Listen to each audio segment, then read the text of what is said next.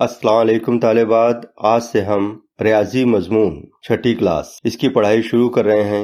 हमारा पहला सबक है इल्म हिंसा के बुनियादी तस्वुरात। आपके पास किताबें हैं, इसलिए आपको लिखने की जरूरत नहीं। आप जब भी वीडियो सुनेंगे या देखेंगे तो अपनी किताबें सामने रखना और उसे पढ़कर समझने की कोशिश करना। तो आइए हम शुरू करते हैं पहला सबक इल्म हिंसा के बुनियादी तस्वुरात। इसमें हमें सबसे पहले सीखना है नुक्ता। नुक्ता किसे कहते हैं? नुक्ता बारीक तरीन निशान को कहा जाता है। अब बारीक तरीन निशान कौन सा? तो आप देखते हैं ब्लैक बोर्ड पे हम चौक से निशान बनाते हैं तो बहुत बड़ा होता है ताकि आखिर में बैठे हुए बच्चे को भी नजर आ सके। लेकिन नुक्ता दरअसल बारीक तरीन निशान को कहा जाता है। जैसे आपके घर में सुई है, सुई आप कागज के ऊपर रखकर थोड़ा सा उसे दबाइए तो क्या नजर आएगा आपको? एक बहुत बारीक निशान नजर आएगा। इससे भी बारीक निशान बनते हैं जो हमारी आंखों से नजर नहीं आते। तो इस बारीक तरीन निशान को हम नुक्ता कहते हैं।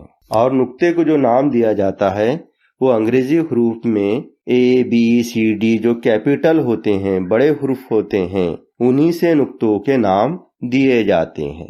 दूसरा है खत। ये मैंने यहाँ पर खत बनाया हूँ। इस खत के दोनों सिरों पर मैं तीर का निशान लगा रहा हूँ।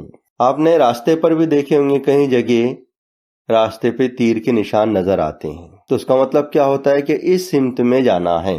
तो खत पे जो मैंने दोनों तीर के निशान लगाया हूँ, इससे जाहिर होता है कि खत आगे तक जा रहा है। ये लामहदूद है। लामहदूद यानी खत कभी खत्म नहीं होता।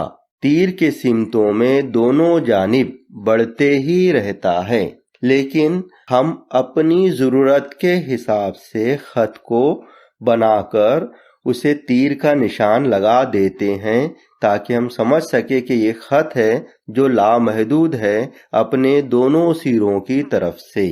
इसीलिए दोनों सिरों पर हम तीर के निशान लगाते हैं। अब इसे अगर हमें नाम देना है, एक हुर्फी नाम, तो एक हुर्फी नाम खत के बाहर दिया जाता है। दोनों सिरों में से किसी भी एक सिरे की तरफ आप खत का नाम लिख सकते हैं। जैसे मैंने यहाँ लिखा हूँ खत का नाम L।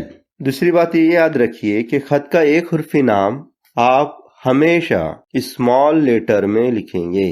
स्मॉल ABCD जो होती है ना, उसी में आपको इसका नाम लिखना है। तो यहाँ मैंने स्मॉल L लिखा हूँ। ये एक हुर्फी नाम खत के लिखने का तरीका है। अब हम सीखेंगे कितय खत। कितय खत ये खत का एक छोटा सा हिस्सा होता है, पूरा खत नहीं होता। खत में से हम एक छोटा हिस्सा निकाल लेते हैं, उसको कितय खत कहते हैं, जिसे टुकड़ा भी कहा जाता है, खत का टुकड़ा। तो कभी कभी इसका पूरा नाम लेते हैं, कितय खत कहा जाता है। कभी कभी हम सिर्फ किता ही कहते हैं और लिखते हैं। तो कितय खत को आप अच्छी तरह याद रखिए कि खत का एक छोटा सा हिस्सा जो भी हम खत के अंदर से निकालते हैं और उसे दोनों सिरों पर हम तीर का निशान नहीं देते हैं, क्योंकि वो खत नहीं है, खत का एक छोटा सा एक हिस्सा है। जैसे ऊपर बनाए हुए खत L में से मैंने एक छोटा सा हिस्सा AB को ले लिया हूँ, तो ये क्या हुआ? खत L का एक छोटा सा हिस्सा हो गया है। अब ये ना दाईं तरफ बढ़ सकता है ना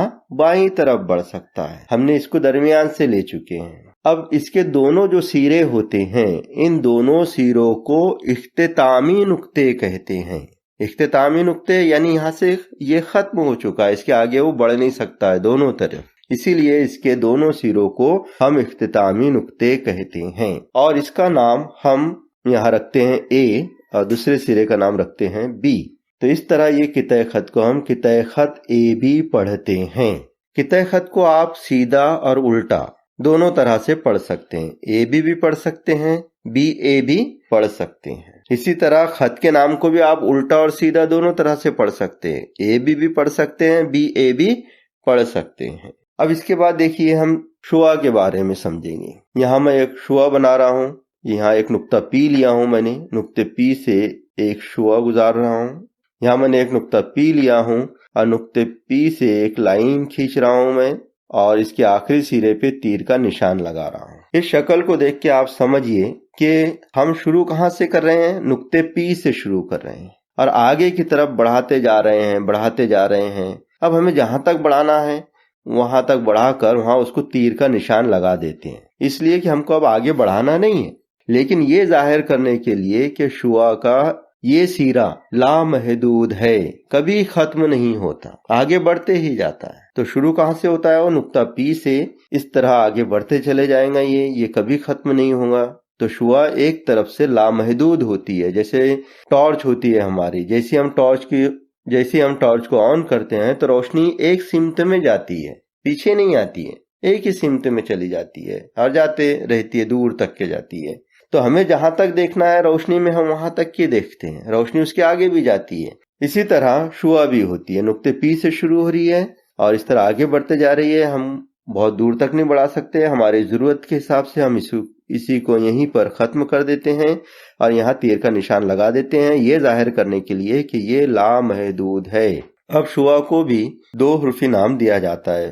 तो एक नुक्ता हम शुआ के अंदर से लेते हैं कहीं भी, और वहां ये एक नुक्ता मैंने लिया हूं और इसको मैंने क्यों नाम दिया। शुआ का नाम हम किस तरह पढ़ेंगे? जहां से शुआ शुरू हुई और आगे बढ़ रही है तो वहां से हम नाम भी पढ़ेंगे, पी क्यों। इसको हम उल्टा नहीं पढ़ सकते, क्यों पी नहीं पढ़ सकते। अब यहाँ पर जो नुक्ता पी है, जहां से शुआ शुरू हुई है, इसको इब्तिदाई नुक्ता या मब्दा कहते हैं। इब्तिदाई नुक्ता यानी यहाँ से इब्तिदा हुई है, शुरुआत हुई है, तो इसी तरह नुक्ते पी को हम इब्तिदाई नुक्ता या मब्दा कहते हैं। तो शुआ को हम पी क्यू नाम से पढ़ेंगे और इसे खास तौर से याद रखिए कि हम उल्टा नहीं पढ़ सकते। अगर शुआ इस तरह उल्टी बनाई गई तब भी हम इसको पी क्यों ही पढ़ेंगे, शुआ पी क्यों।